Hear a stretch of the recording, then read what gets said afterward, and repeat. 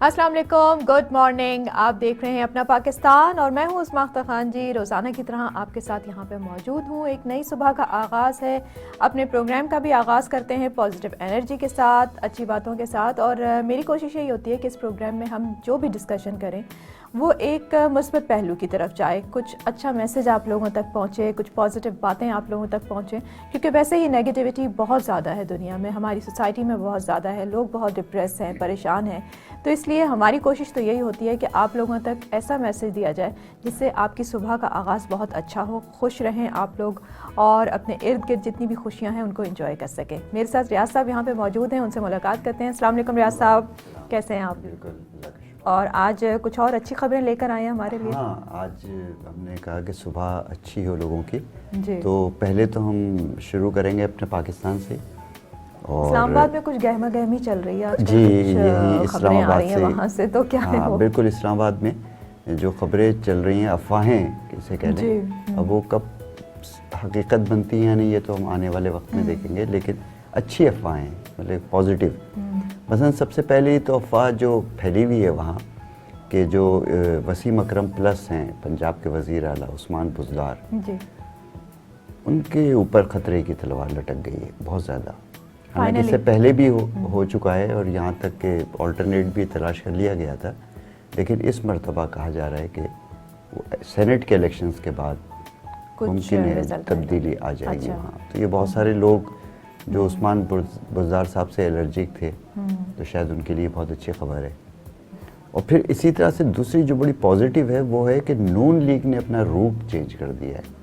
आप देख रहे होंगे कि गुज़श्ता कुछ दिनों से नून लीग में वो घन गरज नहीं रही है जो पहले थी। वो जो कहते हैं ना, बड़ी देर की मेहरबान आते आते जी।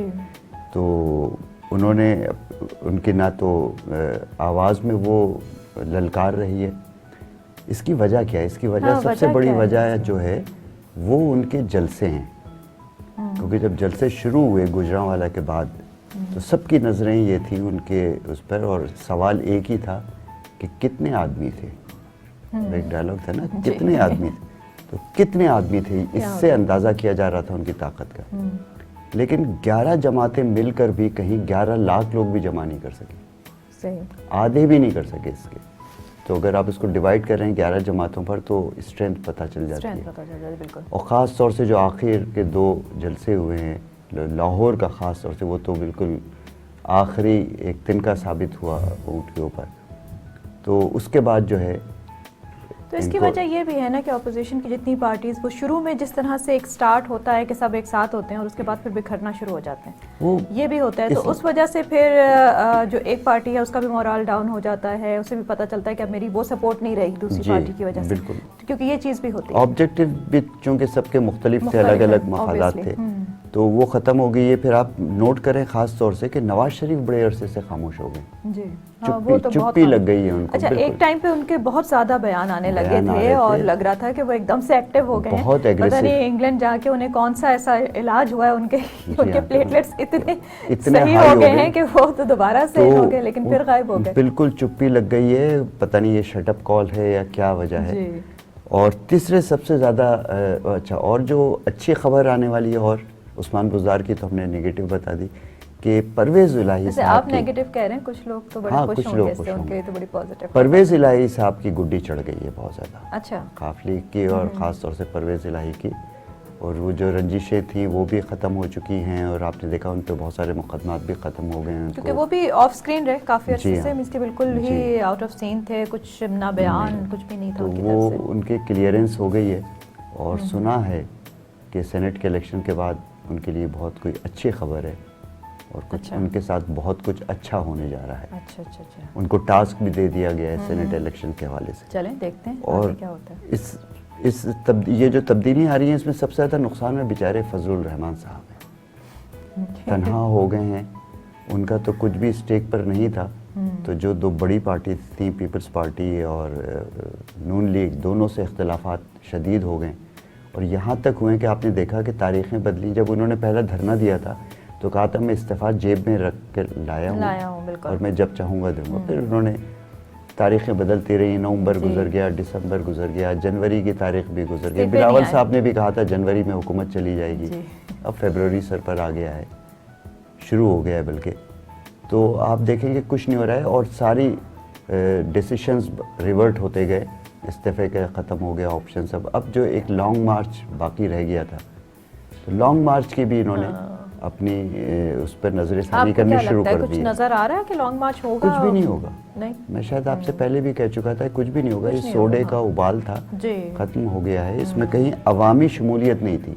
इन जलसों में सिर्फ कारकुन थे, आम पब्लिक अपने घरों से निकल कर कारकुन भी आप ये देखें पेड कारकुन होते हैं, वो कौन से जो है अपने मर्जी से आते हैं। और फिर फजलुर रहमान साहब पर इलेक्शन वो बहुत सारे चार्जेस भी लगे हैं, मुकदमात भी कायम हो गए उन पर, उनके भाई पर।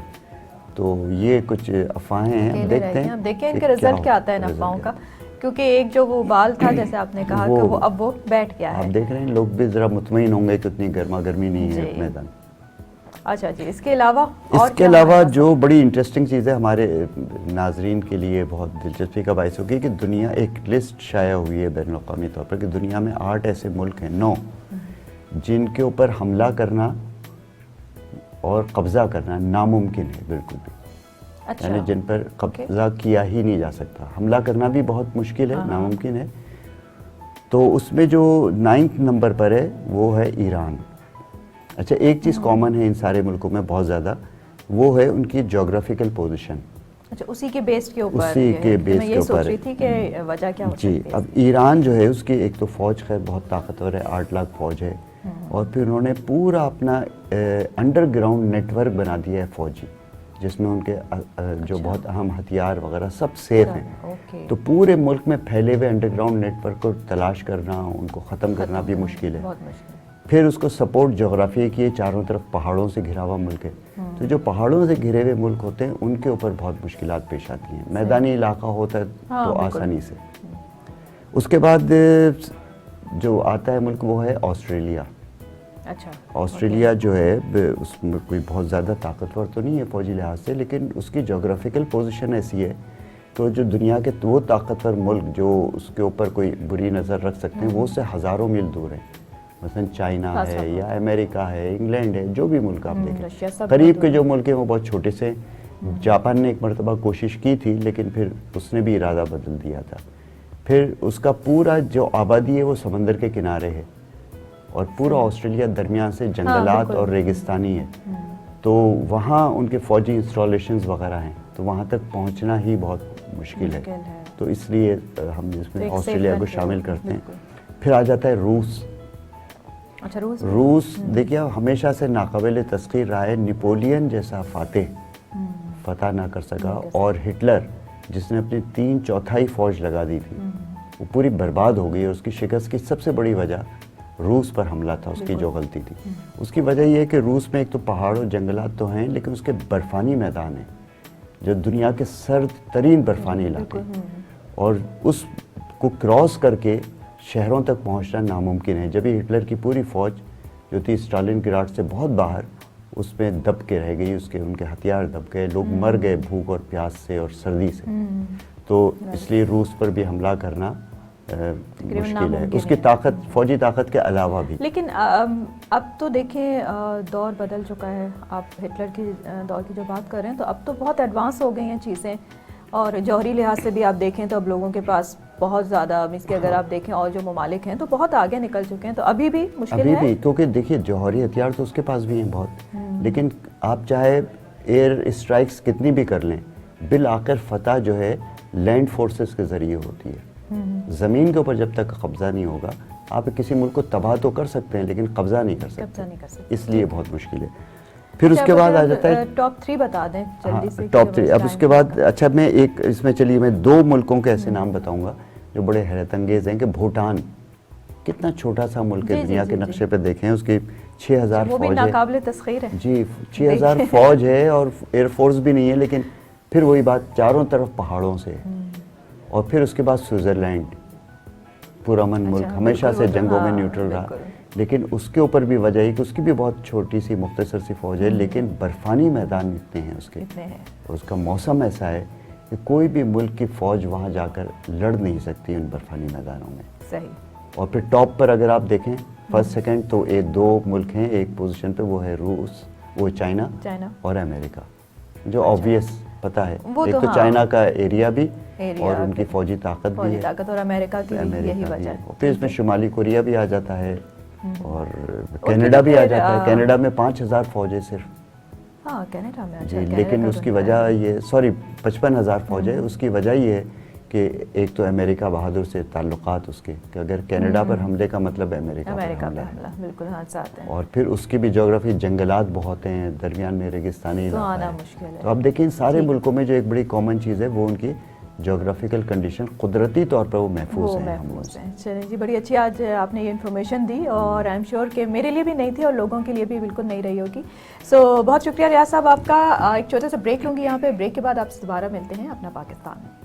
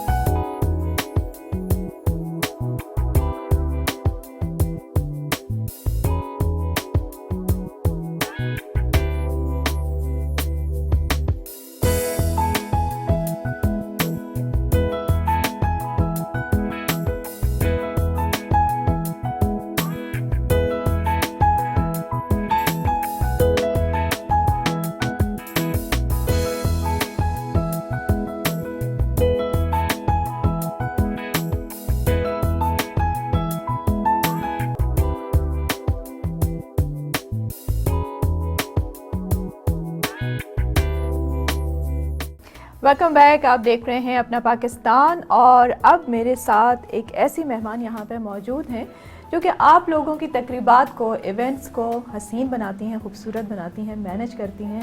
जी, मेरे साथ एक इवेंट प्लानर यहाँ पे मौजूद हैं, आयशा मुराद, जो कि शादियाँ जो हैं उनके इवेंट्स भी प्लान करती हैं, उनको मैनेज करती हैं। इसके अलावा और इवेंट्स लाइक बर्थडेज़ हुई, जीटीज़ हुई, वो भी सारे अरेंज करती हैं।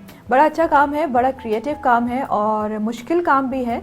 लोगों के साथ डील करना, उनकी क्या ख्वाहिशात हैं, क्या उनकी डिमांड्स हैं, उनके ऊपर पूरा उतरना और फिर उनके इवेंट को उसी तरह से मैनेज करना और उनको सेटिस्फाई करना, इट्स नॉट ईजी। सो आइए आयशा से मिलते हैं। अस्सलाम वालेकुम आयशा। अस्सलाम वालेकुम। कैसे हैं आप? बिल्कुल ठीक ठाक। शुक्र। सो आयशा, इस तरफ आने का ख्याल कैसे हुआ? बेसिकली मैं जॉब करती थी पहले, शादी से पहले HR as an HR executive. फिर शादी के बाद बेबी हुआ तो फिर उसके बाद जॉब का वो नहीं था। फिर हमने सोचा मुझे कुछ तो करना था। बहुत टाइम लगा सोचने में कि कुछ स्टार्ट करूं, अपना कुछ MBA स्टार्ट करूं या कुछ जॉब स्टार्ट करूं। फिर बेबी के साथ ऑफ कोर्स मुश्किल होता है। तो फिर मेरी बच्ची की बर्थडे थी तो मैंने बर्थडे से स्टार्ट किया। मैंने अपने हस्बैंड को कहा कि मुझे बर्थडे खुद करनी है, उनकी उसकी खुद प्लान करनी है। उन्होंने कहा मुश्किल होगी। मुश्किल हुई, ऑल्दो बहुत टायरिंग इवेंट रहा वो, मैंने एंजॉय नहीं करा लेकिन बहुत अच्छा हुआ। उसके बाद वो मैंने पोस्ट डाली फेसबुक पे, तो उसके बाद सो एंड सो मुझे इवेंट्स आने लग गए। फिर मैंने उसी फील्ड को कंटिन्यू कर लिया और मतलब पैशन था एक चीज़ का, फिर पैशन में हमारा प्रोफेशन में शिफ्ट हो गया। फिर मेरे हस्बैंड भी साथ काम करने लग गए। अच्छा। तो आपकी बाकायदा फिर कंपनी आपने कंपनी बना ली? ठीक है। कितना अर्सा हो गया आपको ये काम करते हुए? हमें ये ऑफिशियली काम करते हुए 1.5 साल हो गया, वैसे 2 साल हुए। अच्छा जी। और कितने इवेंट्स आपने अभी तक अराउंड मैंने 35 इवेंट्स कर लिए। यानी कि 1.5 साल में जिसमें छोटे भी हैं, एक अकीका के हैं, यूनिवर्सिटीज़ के हैं, बीच इवेंट्स बहुत किए हैं, वेडिंग इवेंट्स अभी हमें शुरू किए हुए 5 to 6 मंथ्स हुए हैं।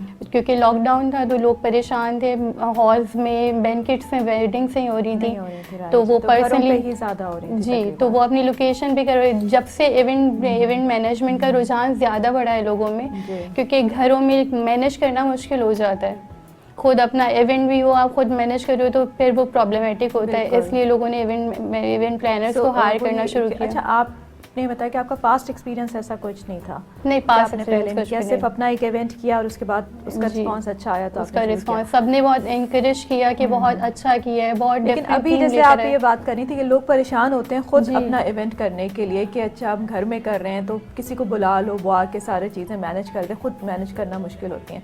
और आपने, जबकि आपका कोई ऐसी क्वालिफिकेशन जी। या एक्सपीरियंस नहीं था, लेकिन जी। फिर भी आपने इस प्रोफेशन को अपनाया और आप जाके आप दूसरों के इवेंट्स जो हैं उसको प्लान करती जी। हैं, तो मुश्किल काम तो है ऑब्वियसली, है काफ़ी मुश्किल है, लेकिन एंजॉय भी करती हूँ मैं इसके साथ साथ, क्योंकि क्रिएटिव होता है। और फिर ये मतलब ये प्रॉब्लम नहीं होती कि बच्ची घर में है, हस्बैंड कहीं और हैं, हम लोग सब साथ साथ मिल के करते काम हैं। कर रहे होते हैं, तो इसलिए बहुत एंजॉय करके हम ये काम करते हैं। मुश्किल है, बैक एंड पे बहुत वर्किंग चल रही होती है। बिल्कुल। बैक एंड पे हमारा एक डेढ़ महीने पहले हम वर्किंग कर रहे होते हैं एक इवेंट के लिए।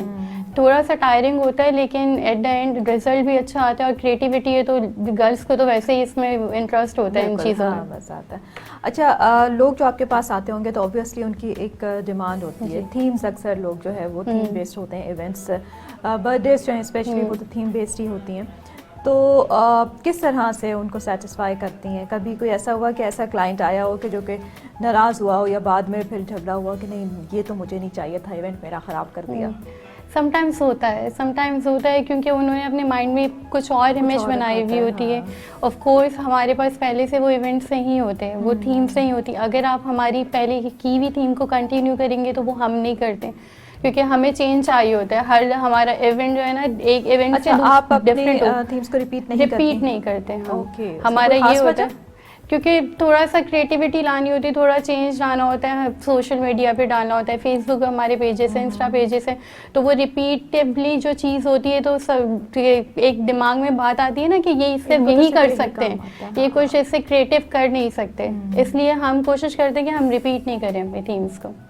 आजकल किन इवेंट्स की ज़्यादा डिमांड हो रही है? जैसे कि आपने कहा कि बीच इवेंट्स भी हो रहे हैं, जी। लोग पिकनिक के लिए जैसे जाते हैं या जी। होती हैं, तो वो फ्रेंड्स वगैरह वो भी एक उसको पूरा एक इवेंट के तौर पे अब जी, तो बना exactly। लिया गया है कि वहाँ पे जो हट्स हैं, फिर वहीं पे बारबेक्यू हो रहा है, उसको पूरा सेटअप किया जाता है। तो इसके बारे में थोड़ा सा बताइएगा किस तरह के इवेंट्स हैं? अच्छा, बीच पे आजकल बीच इवेंट्स की डिमांड इसलिए ज़्यादा है क्योंकि एनिवर्सरीज लोग सेलिब्रेट करते हैं, गैज़ीबो सेटअप, कैनेपी सेटअप, तो वो बीच पे करवाना ज़्यादा पसंद करते हैं। पहले बीच पे हमारी इतनी सिक्योरिटी नहीं थी और इतना क्लीन नहीं होता था। अब अल्लाह का शुक्र है काफ़ी सिक्योरिटी होती है, तो लोग हेजिटेट नहीं होते वहाँ जाने। पहले तो हमें मसला होता था कि मगरिब से पहले हम घर आ वापस आ जाएं, जाएं, बीच हाँ। में नहीं रुकें, क्योंकि वहाँ सिक्योरिटी इश्यूज़ होते थे। अब वो इश्यूज़ नहीं है, तो लोग बीच की तरह, वो यूनिक भी चीज़ है।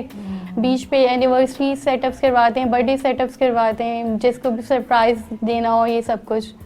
और फर्शी सेटअप्स आजकल बहुत कॉमन है, बोहेमियन सेटअप बहुत है।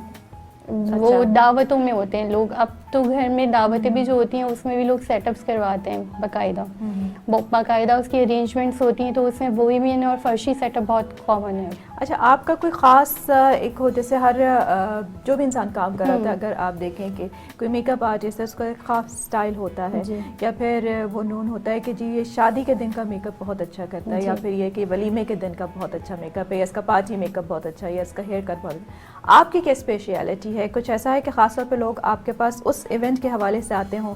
बर्थडेज हैं, मैरिजेस हैं, या फिर ये और इवेंट्स हैं? बेसिकली सबसे मेन चीज़ जो है, हमने जो पाकिस्तान में फर्स्ट टाइम इंट्रोड्यूस की थी वो बीच इवेंट्स थे, जिसमें गैज़ीबो सेटअप लगाते हैं। इंट्रोड्यूस किया जी, था उसका? गैज़ीबो सेटअप पहले भी लोग कर चुके हैं, ऐसा नहीं है पहले नहीं किया, बस वो कैनेपी वाले सेटअप्स और फैमिली इवेंट्स किए थे। हमने कपल इवेंट्स इंट्रोड्यूस करवाए थे, जिसमें गैज़ीबो होता है पूरा कपल का वॉकवे, फ्लोरल वॉकवे और लैंटर्न्स और बहुत सारी डिफरेंट चीज़ें होती हैं, वो हमने इंट्रोड्यूस करवाए थे। वो उसका ज़्यादा रुझान है हमारे उसमें। अच्छा। और सेकेंडली मेहंदी के इवेंट्स हैं, मेहंदी के इवेंट्स में पेट्स रखना, पीकॉक और इस तरह के डिफरेंट थीम्स लेकर आना, वो भी बहुत है। उसके भी बहुत क्लाइंट्स आते हैं। बहुत ये चीज़ बढ़ गई है और लोगों में भी बहुत अवेयरनेस आ गई है, इसलिए अब लोग अपनी भी डिमांड्स करते हैं और हमारे पास इस तरह के प्लानर्स भी मौजूद हैं। सो शादियों का कॉन्सेप्ट बड़ा चेंज हो गया है आयशा। अब जिस तरह से कुछ साल पहले शादियाँ हुआ करती थी, बहुत ग्रैंड इवेंट्स होते थे और रात के इवेंट्स होते थे और पूरी पूरी रात शादी चलती थी। अब थोड़ी ये चीज़ चेंज हो गई है, एक तो इवेंट्स भी कम हो गए हैं, इतने ज़्यादा नहीं होते, और डे वेडिंग्स बहुत ज़्यादा हो गई, ये कॉन्सेप्ट बहुत आ गया है। सो पहले वो इवेंट्स जो हैं उनको मैनेज करना ज़्यादा मुश्किल था, या अब जिस तरीके का ट्रेंड है नया इसको? मैनेज करना तो उनको ज़्यादा इजी होता था, पहले बेड किट बुक करवाया और डायरेक्ट केटरिंग को बुक करवाया, हाँ, बस ये दैट्स करते इट। हैं, that's it। अब जो है पूरा प्लानर बुक करवाना, आपको वेन्यूज़ देखना थोड़ा सा टफ है, लेकिन अब जो इवेंट्स हो रहे हैं वो ज़्यादा इंटरेस्टिंग है और ज़्यादा लो बजट के हैं, मतलब इतना अच्छा, हेक्टिक नहीं है, लो बजट के हैं। क्योंकि अब मुझे तो ये लगा कि अब बाकायदा थीम्स हो रही हैं और इस तरह से तो बजट्स बढ़ गए होंगे, अब ज़्यादा नॉट महंगा हो जाएगा। एग्जैक्टली, वो तो डिपेंड करता है क्लाइंट पे। अगर आप देखें तो लो बजट की आपको 150 तक आपका पूरा इवेंट कवर हो जाता है। हमें तो really? बैंक्वेट से 150 तक मिलते थे पहले तो। बिल्कुल हाँ, क्योंकि हाँ। बैंक्वेट आप इतने का ले रहे हैं 1.5-2 लाख में, तो सिर्फ आपको जगह मिलती थी, जगह उसके मिलती अलावा थी, फिर आपने केटरिंग अलग करनी, है, डेकोरेशन अलग है, चीज़ें सब। होती थी। तो अब लो बजट हो गया है, लेकिन अब ये मसला हो गया कि अब टाइमिंग्स कम है। बैंक्वेट्स इसलिए बुक नहीं करवाते, पर्सनल लोकेशन से उनको टाइमिंग ज़्यादा मिल जाती है। लेकिन अब पहले जैसे होता था ना, बहुत टायरिंग होता था, पूरा पूरा दिन एग्जैजरेट हो रहा है, आप रात को 2-3 बजे घर आ रहे हो, अब ये नहीं होता। अब आप पर्सनल इवेंट्स में भी पर्सनल लोकेशन से भी आपको 11 बजे तक वाइंड अप करना पड़ता है, 11-12 बजे मैक्सिमम। वहाँ ख़त्म करना। हाँ, तो अच्छा, अब ज़्यादा अब- इजी है, क्लाइंट्स के लिए भी ज़्यादा इजी है, क्योंकि इतना ज़्यादा एक्सपेंसिव भी नहीं है, इतना आपको 1+ में आपको पूरा फुल इवेंट आपका हो जाता है। और टायरिंग भी इतना नहीं है, टायरिंग भी नहीं है, टाइम पे खत्म हो जाता है। टाइमिंग कम अच्छा, है। थोड़ा सा मुझे बताइए कि जैसे कोविड की वजह से पिछले 1 साल में चीज़ें काफ़ी जो है वो बदल गई जी। हैं, और आपने तो शुरू ही इस टाइम पे किया कि 1.5-2 साल का ये अरसा हुआ है। सो कोविड में क्या चेंजेस, क्योंकि लॉकडाउन हुआ, इवेंट्स नहीं हो रहे थे, स्पेशली बैंक्वेट्स वगैरह तो बिल्कुल ही बंद हो गए, अब भी बंद है, तो उसमें आपके क्या लगा कि ये आपका जो काम है वो थोड़ा उसको एक एज मिल गया कि लोग अपने घरों पे वैसे ही इवेंट करने लगे, तो ये ज़्यादा अच्छा हो गया कि घरों पे इवेंट प्लानर को बुलाया और वहीं पे सारा अरेंजमेंट करा लिया, या फिर आपको ज़्यादा मुश्किलात पेश आई? शुरू के 5 मंथ्स तो हमारा बिल्कुल काम नहीं था, क्योंकि जब सिचुएशन ऐसी थी, जब अलाउ ही नहीं था, वेडिंग्स ही अलाउ नहीं थी, बिल्कुल, वेडिंग्स तो हाँ, अब lockdown अलाउ था, है। बिल्कुल। 5 मंथ्स तो बिल्कुल काम नहीं था। अब एज ऐसे मिला कि लोग वेडिंग प्लानर की तरफ जाते हुए सोचते थे, क्योंकि एक वेडिंग बहुत बड़ी चीज़ होती है, तो उसमें आप रिस्क नहीं ले सकते, उसमें रिस्क टेकिंग फैक्टर जो होता है बहुत कम होता है। अब किसी कोई ऑप्शन नहीं था, तो अब इवेंट प्लानर के पास ही जाना था, इसलिए हमें एक एज मिल गया कि वेडिंग प्लानर्स काफ़ी ज़्यादा हो गए। ये लॉकडाउन के जो पूरा पीरियड था, इसमें वेडिंग प्लानर्स काफ़ी ज़्यादा हुए। इससे पहले वेडिंग प्लानिंग का इतना नहीं होता था, बर्थडेज करवा ली, एनिवर्सरीज करवा ली, इसका ही था बस। अब वेडिंग प्लानर्स का बहुत रुझान हो गया। सो आपको अच्छा पर्सनली किस में मज़ा आता है?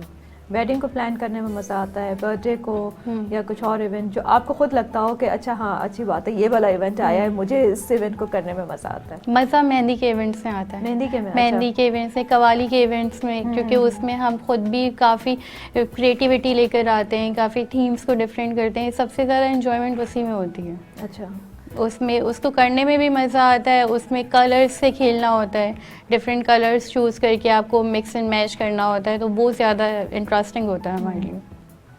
अच्छा, अभी आपने कहा कि वेडिंग प्लानर्स बहुत ज़्यादा बढ़ गए हैं, इस लॉकडाउन में और ज़्यादा बढ़ गए, इवेंट्स होना कम हो गए लेकिन वेडिंग प्लानर्स जो हैं वो ज़्यादा बढ़ गए। सो कंपटीशन भी ऑब्वियसली बढ़ गया, बहुत ज़्यादा हो गया। इसकी वजह से फिर ये है कि बजट्स के ऊपर भी काफ़ी होता है, कंपटीशन जब बढ़ता है तो फिर बजट्स भी कट डाउन कर, क्योंकि आपके पास लोग आते होंगे कि नहीं इतने में तो ऑब्वियसली कोई और भी दे रहा है, प्लानर के पास तो नहीं आते, जब आप जाते हैं किसी भी प्लानिंग करने के लिए तो फिर आप 3-4 लोगों से तो मिलते हैं। तो उसमें आपको क्या लगता है कि थोड़ा मुश्किल हो गया है क्योंकि कंपटीशन बढ़ गया है, तो कम बजट में भी लोग चीज़ें लेकर आ रहे हैं? मुश्किल बहुत हो गया है, क्योंकि अब ये पहले तो ये था ना कि आप प्रॉपर कंपनी बनाएं, प्रॉपर आपके इवेंट्स हों। अब हर घर में मैं तो ये कहती हूँ हर घर में इवेंट प्लानर है, तो इसलिए मुश्किल हो गया है। अब जो चीज़ हम उनको 50,000 में दे रहे हैं, 1 लाख में दे रहे हैं, वो उनको 15-20 हज़ार में मिल जाती है। क्वालिटी कॉम्प्रोमाइज़ कर लेते हैं लोग, वो लेस क्वालिटी देके, लेकिन वो क्लाइंट्स को ग्रैब कर लेते हैं। ठीक है, तो फिर इन क्लाइंट्स के लिए ये समझना मुश्किल होता है कि हम ज़्यादा चार्ज कर रहे हैं तो हम क्वालिटी भी अच्छी दे रहे हैं। बिल्कुल, हाँ। तो इस वजह से हमारे लिए कंपटीशन, क्लाइंट पहले ही कोटेशंस लेके आते हैं कि हमें तो फला बंदे ने इतनी कोटेशन दी है, आप इसमें कर सकते हैं तो कर दें। तो इस वजह से काफ़ी अब मार्केट में बहुत मुश्किल हो गया है काम करना। पहले तो इतना नहीं था, इतना रुझान भी नहीं था। अब हर कोई इसी बिज़नेस में आना चाह रहा है, क्योंकि अब लॉकडाउन में सबसे ज़्यादा यही बिज़नेस चल रहा है। राइट, क्योंकि इवेंट बहुत हो रहे हैं, वेडिंग्स हो रही हैं, एंगेजमेंट है, निकाह है, सब लोग घरों में करवा रहे हैं। घर में लोग खुद अरेंज नहीं करते, उनके लिए हेक्टिक हो जाता है। इट्स बेटर कि आप अपना बर्डन किसी और पे डालें और आप थोड़ा सा ज़्यादा पे कर दें, लेकिन और आप आपकी अपना हर चीज़ इवेंट जो है एंजॉय वो कर लेते manage हो हैं जाएगी। जी। अच्छा, कॉर्पोरेट इवेंट्स भी आप करती हैं क्योंकि इस तरफ भी काफ़ी रुझान है और कंपनीज जो हैं वो अपने इवेंट्स भी कराती हैं प्लानर्स के साथ, तो आपने कोई कॉर्पोरेट इवेंट्स भी किए हैं? हमने इतने ज़्यादा नहीं किए, सेमिनार्स करवाए हैं, अच्छा। यूनिवर्सिटीज़ के सेमिनार्स अरेंज करवाए हैं, कराची यूनिवर्सिटी में सेमिनार अरेंज करवाए हैं। तो वो मुश्किल होता है या फिर वो ज़रा वो थोड़ी ज़रा आसान? वो सबसे ज़्यादा इजी होता है। अच्छा। वो टू द पॉइंट होता है कि हाँ। कुछ आपने स्पीकर्स बुला लिए और अरेंज कर लिया और उनकी केटरिंग देख ली, वो ज़्यादा इजी, सबसे ज़्यादा इजी वही होता है हमारे लिए। अच्छा, लॉकडाउन की वजह से आप ये देखें कॉन्सर्ट्स होना भी बिल्कुल ख़त्म हो जी। गए हैं और अब इस तरह की एक्टिविटीज़ नहीं हो रही। आपको क्या लगता है, क्योंकि अब पता नहीं ये कोविड तो कब तक चलेगा, लॉकडाउन कभी कंप्लीट लॉकडाउन होता है, कभी पार्शल होता है, तो ये चीज़ें तो इस तरह से चलती ही रहेंगी, लेकिन वही बात है ना कि लाइफ गोज़ ऑन, तो ज़िंदगी भी चल ही रही है और ये सब चीज़ें चल रही हैं। तो आपको क्या लगता है कि आगे इस तरह के जो म्यूज़िकल इवेंट्स हैं, क्योंकि यही एक्टिविटीज़ होती थी हमारे शहर में थोड़ी बहुत कि जिसमें लोग जाके ज़्यादा खुश हो जाते थे, अब वो बिल्कुल बंद हो गई हैं। कवाली नाइट्स और इस हाँ, तरह तो का अब इस तरह की चीज़ें दोबारा से शुरू हो रही हैं? इस तरह की चीज़ें अब लोग अपने इवेंट्स में करवा रहे हैं। अपने घर में जो छोटी मोटी गैदरिंग्स होती हैं, जो मेहंदी के इवेंट्स होते हैं, उसमें कवाली नाइट करवा लेते हैं, उसमें सिंगर्स को बुला लेते हैं। अब ऐसे एंजॉय करना लोगों ने दूसरा तरीका ढूंढ लिया है, कि कह अपने सकते घर में हैं। मीन्स हाँ, गार्डन अब में घर में ही rooftop कर के लेते ऊपर हैं, छोटे मोटे इवेंट्स कर छोटे मोटे इवेंट्स से हो जाता है। सो जाहिर सी बात है क्योंकि प्रॉब्लम्स और चीज़ें तो आती हैं, लेकिन उनके साथ फिर हम रास्ते भी निकाल लेते Solutions हैं, खुद ही कि निकाल खुद ही लेते हैं हम निकालते लोग। हैं। ठीक है, आजकल किस तरह के इवेंट्स अभी नए आपके कौन से प्रोजेक्ट्स हैं? कोई एक्साइटिंग प्रोजेक्ट आ रहा है आपका?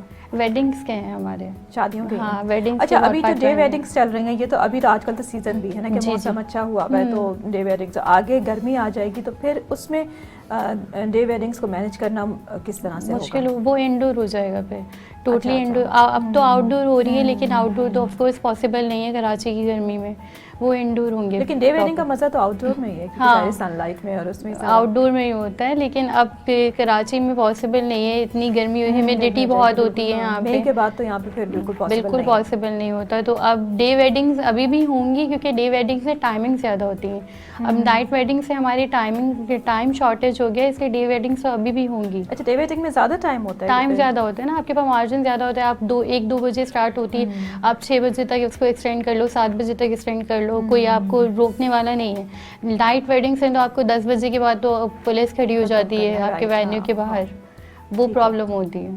ठीक है, चलें आयशा, बहुत अच्छी बातचीत Thank रही you. आपसे और काफ़ी चीज़ें पता चली कि ये वेडिंग्स और बाकी इवेंट्स जो हैं किस तरह से प्लान किया जाता है। बहुत शुक्रिया प्रोग्राम में Thank आने you का। so much. इस वक्त एक ब्रेक लेंगे, ब्रेक के बाद आपसे दोबारा मिलते हैं अपना पाकिस्तान में, हमारे साथ रहिए।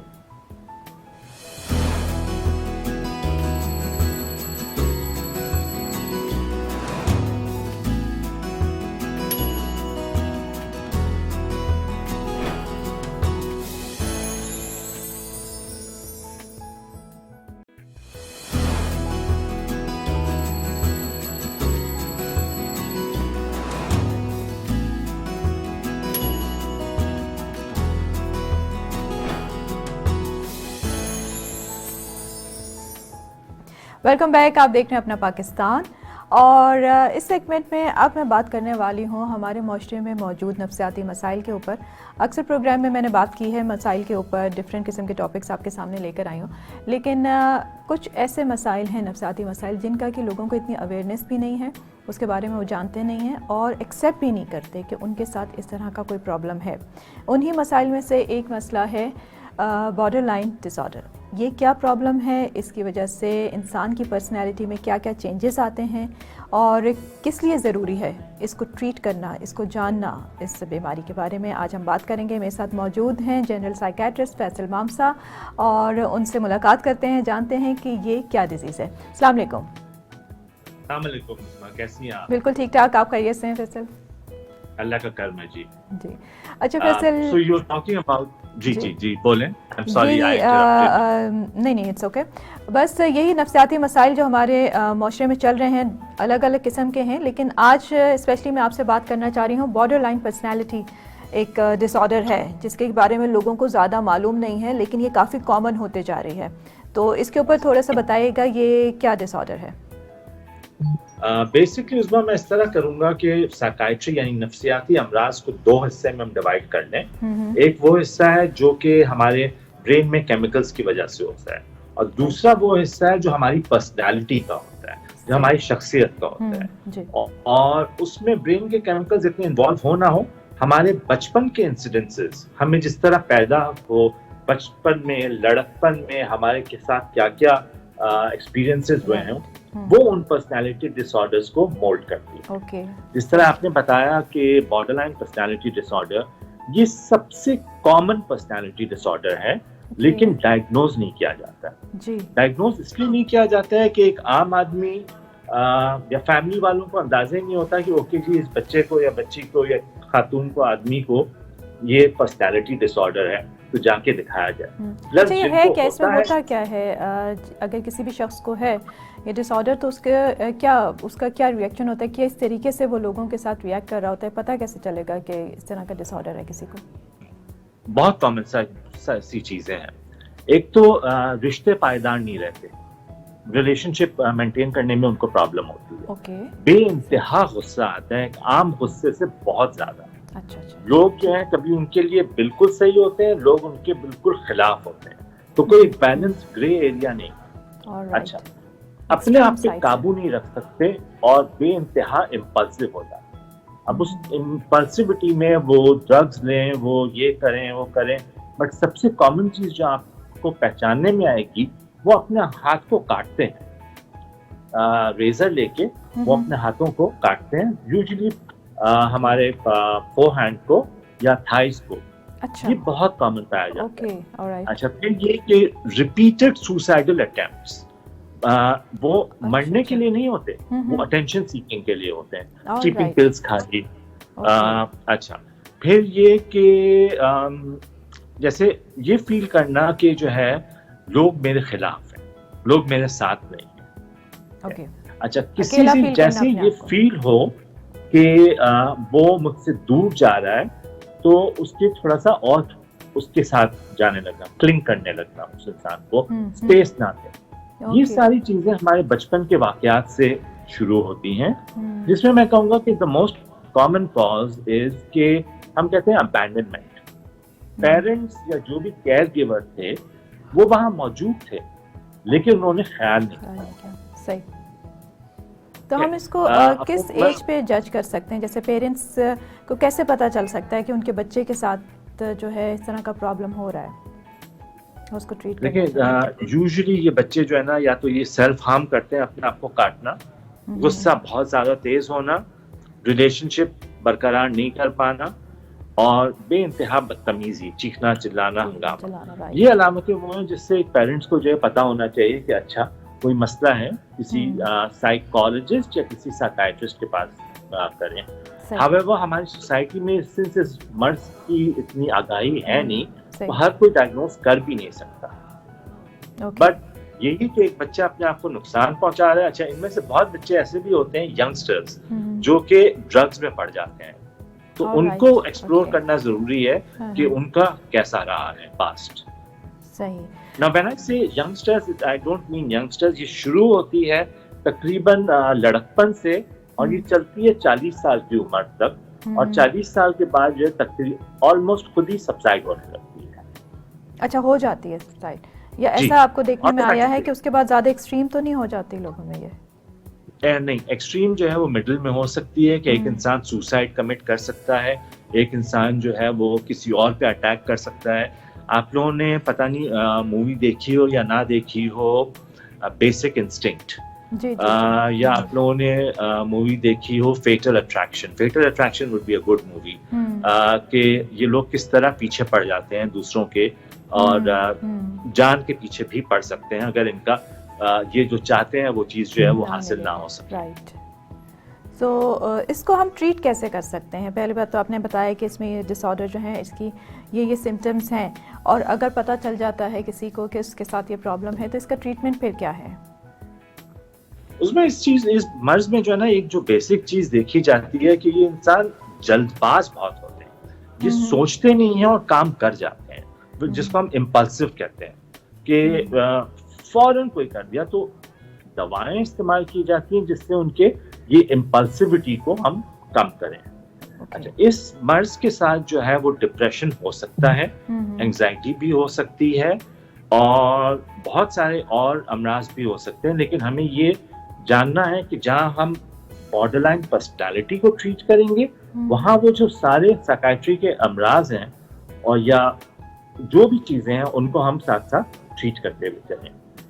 दवा है कंट्रोल करने के लिए, थेरेपी साइकोथेरेपी है मेंटेन करने के लिए। बेसिकली इन लोगों को थोड़ा सा कंट्रोल इनके जज्बात पे और बहुत सारी थेरेपी इनको अपने आप को अवेयरनेस बिल्ड करने के लिए ये चीज होती है। अब साइकोथेरेपी में भी एक मखसूस टाइप की थेरेपी होती है जिसे हम कहते हैं CBT, कॉग्निटिव बिहेवियरल थेरेपी, वो काम आती है इनको हैंडल करने के लिए। It's very difficult personality. I am sorry, please go ahead. किस तरह की थेरेपी है ये? इसमें बेसिकली उस्मा ये सिखाया जाता है सबसे पहले तो ये कि ओके आप जो कुछ कर रहे हैं इट्स ओके, बट आप पहले तो ये एनालाइज करें कि जो आप कर रहे हैं क्या ये एक नॉर्मल चीज है, या अगर हमें ये ख्याल आता है कि हम इस तरह कर लें तो क्या हम किसी और तरीके से सीख सकते हैं। फौरन अपने जज्बात पे अफेक्ट ना करें, थोड़ा सा टाइम लेके सोचें कि कोई और तरीका है एक्सप्रेस करने का। टाइम लगता है, बहुत टाइम लगता है, लेकिन बहुत फायदा होता है। ऑलराइट, ठीक है। अच्छा, जिस तरह से आपने बताया कि जिन लोगों के साथ ये डिसऑर्डर होता है वो अपने रिलेशनशिप्स को मेंटेन करने में भी नाकाम रहते हैं, तो उसकी एक वजह ये भी हो सकती है कि ज़ाहिर उन्हें जब अपने इमोशंस के ऊपर ही कंट्रोल नहीं है, इम्पल्सिव हैं वो इतने, तो उनके साथ जो और लोग रिलेटेड हैं वो भी इतना ज़्यादा वक्त तक उनके साथ नहीं रह सकते, क्योंकि एक पेशेंट तो होता है लेकिन उसके साथ जो दूसरे लोग होते हैं वो कहते हैं कि व्हाई शुड वी सफर, हम कब तक ये सब चीज़ें बर्दाश्त कर सकते हैं। बिल्कुल बिल्कुल। अच्छा देखिए, गुस्सा इतना तेज होता है कि एक आम गुस्से से आउट ऑफ प्रोपोर्शन होती है उनकी। हम कहते हैं कि उनकी पूरी जिंदगी जो है ना वो एक ड्रामे से निकल के दूसरे ड्रामे, एक कयामत से निकल के दूसरे कयामत। तो एक तो ये कि उनकी खुद की पर्सनालिटी ऐसी है कि वो दूसरों को ज्यादा बर्दाश्त नहीं कर सकते, और दूसरे है कि जो साथ लोग रहते हैं उनको भी ये होता है कि अच्छा एक लिमिट हो गई, एक बस हो। बिल्कुल। तो बहुत बार ये होता है कि सामने वाले खुद ही दूर हो जाते हैं, पर्टिकुलरली अगर जैसे हस्बैंड हो, वाइफ हो, बॉयफ्रेंड हो, गर्लफ्रेंड हो, एक लिमिट होती है बर्दाश्त करने की।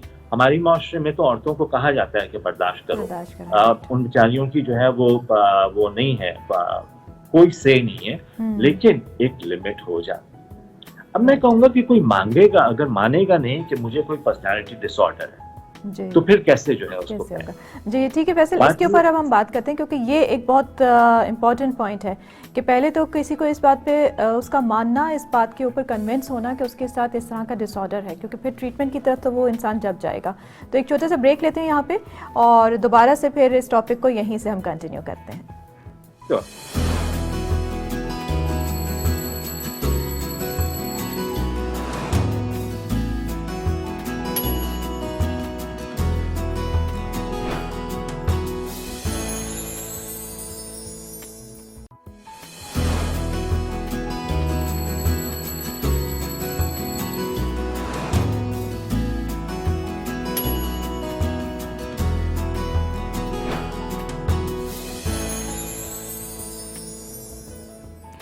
Welcome back. आप देख रहे हैं अपना पाकिस्तान और मेरे साथ फैसल मामसा इस वक्त मौजूद हैं। बात हम कर रहे हैं बॉर्डर लाइन पर्सनैलिटी के ऊपर। अभी ब्रेक पे जाने से पहले हमने डिस्कस किया कि ये क्या डिसऑर्डर है, किन लोगों में होता है, इसके क्या सिम्टम्स होते हैं, और अब हम इसका आते हैं थोड़ा सा ट्रीटमेंट की तरफ। तो फैसल, हमने ये बात शुरू की कि एक इंसान पहले तो उसके लिए इस बात को एक्सेप्ट करना, मानना कि उसके साथ ये डिसऑर्डर है, क्योंकि अगर कोई इतना इम्पल्सिव इंसान है और अपने इमोशंस के ऊपर, अपने एंगर के ऊपर भी उसको कंट्रोल नहीं है, तो वो इस चीज़ को एक्सेप्ट ही कैसे करेगा कि he is going through some disorder. बिल्कुल, देखिए दो तीन तरीके हैं।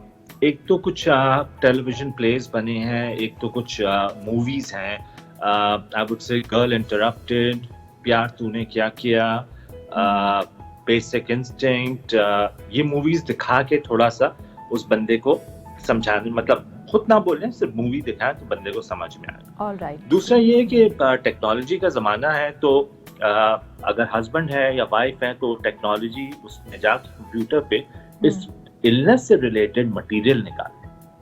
और फिर शायद समझा सकें। तीसरी चीज जो कि बहुत काम आती है वो ये काम आती है कि स्पाउस या बॉयफ्रेंड या गर्लफ्रेंड ये बोले कि मुझसे अब बर्दाश्त नहीं होता। खास तौर पे जब घर पे कॉर्नर किया जाता है, यूजुअली वाइफ्स अगर बोले ना कि मुझसे और बर्दाश्त नहीं हो रहा है, बहुत हिम्मत चाहिए होगी, बहुत सपोर्ट चाहिए होगी, लेकिन जब उस इंसान को कॉर्नर किया जाएगा तो उस इंसान को समझ में आएगा एंड सिंपली ये कह के कि okay I can't take it anymore, so for your sake and for my sake and for this marriage sake let's go and see a family therapist. Alright, so उसमें जो है वो जी नहीं, आप कंटिन्यू कीजिए। मैं कह रहा था कि अगर फैमिली थेरेपिस्ट के पास जाए ना कि फैमिली बचानी है, तो उसमें वो चीज डायग्नोज खुद ही आ जाती है और फिर उस इंसान को समझाया जाता है कि अच्छा आप में ये चीज है तो आप ट्रीटमेंट कराएं। क्योंकि अगर हम घर वाले डायरेक्टली उनको बोल देंगे तुम में ये पर्सनालिटी डिसऑर्डर है तो एक कयामत आ जाएगी। और सबसे पहले तो ये होगा कि नहीं तुम में है, तुम पागल हो, बिल्कुल। ये जो कि हम करते हैं। It's a very common thing कि मुझ में कोई प्रॉब्लम नहीं है, पागल तुम हो। तो जो है अच्छा, देखने में यही आया फैसल कि जिन लोगों के साथ अपने साथ कोई प्रॉब्लम होता है वो अक्सर अब अंदर से उनको भी पता होता है कि there is some problem with them, ठीक है, लेकिन वो उस चीज़ को छुपाने के लिए दूसरे इंसान के ऊपर पहले से ही उसके ऊपर अटैक करना शुरू कर देते हैं और उसकी कुछ वीकनेसेस को निकाल के उनके ऊपर बोलते हैं कि देखो तुम्हारे साथ ये मसला है, सो दैट उनके अपनी जो पर्सनालिटी का डिसऑर्डर है या प्रॉब्लम है वो दब जाए और दूसरा इंसान उनके ऊपर ना बोल सके। क्योंकि this is very common thing कि वो अपने स्पाउस के ऊपर ही लगते हैं कि देखो तुम्हारे साथ तो ये मसला है, तुम भूल जाते हो चीज़ों को, तुम जो हो इस तरीके से एकदम से गुस्सा करने लग जाते हो। तो ये चीज़ें हम अक्सर दूसरों के ऊपर डाल देते हैं बजाय इसके कि हम अपने अंदर झांक के देखें। But you know, to be very honest with you, Uzma, strangely ये कि ये हमारे माशरे में मर्द करते हैं कि तुम पागल हो, तुम में ये मसला है, तुम सही बीवी नहीं हो, तुम सही माँ नहीं हो, तुम सही बेटी नहीं हो। क्योंकि हमारे यहाँ औरतों को इतनी लिबर्टी दी भी नहीं जाती कि वो इस तरीके की बातें कर सकें। I'm sorry? यानी कि औरतों को इतनी लिबर्टी दी भी नहीं जाती, इतना उनको एक राइट्स नहीं दिए जाते, उनको इतनी अवेयरनेस नहीं होती या फिर उनको इतना कॉन्फिडेंस नहीं होता कि वो इस तरीके की बात कह भी सकें अपने शौहर को। बिल्कुल, एग्जैक्टली। और फिर ये कि अगर कह भी दें तो सपोर्ट नहीं होती। बिल्कुल ऐसे लोगों को बहुत सारे, एक वर्ड है इंटरवेंशन जो हम यूज करते हैं कि ऐसे लोगों को अगर हमें कॉर्नर करना हो तो आदमी के घर वालों को साथ मिलाओ, अपने घर वालों को मिलाओ, लेकिन आदमी के घर वाले जो है वो तो मानने को तैयार ही नहीं होते कि नहीं जी हमारे बच्चे को कोई प्रॉब्लम हो सकती है। और बहुत दफा ये भी देखा गया है कि लड़की के घर वाले ये कहते हैं कि नहीं प्रॉब्लम तो शादी के बाद शुरू हुई है, तो प्रॉब्लम तो जो है वो तुम में है, मुझ में नहीं है। तो but you know it's a very tricky thing, it's a very difficult illness. इस इलनेस को ट्रीट करना जो है वो बहुत ही मुश्किल काम है, हम कहते हैं नाइटमेयर है, बट बहुत आई वुड से 100% तक मैनेज हो जाती है। बिल्कुल ऐसा नहीं है कि ये मैनेज ना हो सके, इट्स नॉट क्योरेबल। आगाही की जरूरत है और आगाही के बाद जो है वो ऐसे सही डॉक्टर्स के पास जाना जरूरी है जो कि इनको हेल्प कर सके। सिर्फ दवा काम नहीं आएगी, सिर्फ दवाओं से नहीं हो जाएगा। वो जो अंदर का पुराना जो पास्ट है जिसकी वजह से ये पर्सनैलिटी डेवलप हुई है, उस पास्ट को ओवरकम करना है। क्या रीजंस वैसे क्या होते हैं कि कॉमन रीजंस क्या हैं किसी भी इंसान के साथ, ऐसे क्या इवेंट्स होते हैं जिसकी वजह से किस तरह के डिसऑर्डर उसकी पर्सनैलिटी में आ सकते हैं? Usma, that's a very interesting question. बहुत कॉमनली जो देखा गया है, जो बहुत कॉमनली कि हमें जेनेटिकली मिलता है फैमिली की तरफ से। Alright, okay. दूसरा ये कि history of sexual abuse. Okay, सही है। देन थर्डली के घर में बच्चे इतने हैं लेकिन कोई एक बच्चा निगलेक्ट रह गया, और जो निगलेक्ट रह गया वो ये फील करता है कि उसे अबैंडन कर दिया। बाप है लेकिन बाप काम पे चले जाता है, माँ है लेकिन माँ को इतने बच्चे संभालने हैं कि हर किसी को इक्वल अटेंशन नहीं दे सकते। तो ये सारी चीजों की कॉम्बिनेशन जो है वो इस इलनेस को जो है वो डेवलप करते हैं। ठीक है, चलिए जी, thank you so much Faisal. बहुत इंटरेस्टिंग बात रही हमारी इस टॉपिक के हवाले से, और एक ऐसी चीज़ को हमने डिस्कस किया जो हमारी सोसाइटी में है, कॉमन है, लेकिन उसके ऊपर कोई बात नहीं करना चाहता और उसको एक्सेप्ट नहीं करते लोग। सो इसको एक्सेप्ट करना और फिर इसको ट्रीट करना बहुत ज़रूरी है इंसान की अपनी ज़िंदगी के लिए भी और अपने इर्द गिर्द लोगों की ज़िंदगी के लिए भी।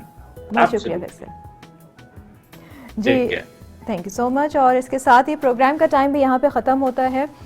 दोबारा आपसे मुलाकात होगी नए प्रोग्राम में, कुछ नई खबरें लेकर आऊँगी, कुछ नए टॉपिक्स होंगे, नए मेहमान होंगे। तब तक के लिए मुझे इजाज़त दीजिए, अपना बहुत ख्याल रखिए और फैज़ टीवी के साथ जुड़े रहने के लिए हमें लाइक कीजिए, सब्सक्राइब कीजिए और बेल आइकन का बटन ज़रूर दबाइए यूट्यूब पे, और साथ ही साथ हमें फॉलो करें ट्विटर पे, फेसबुक पे और इंस्टाग्राम पे। अल्लाह हाफ़िज़।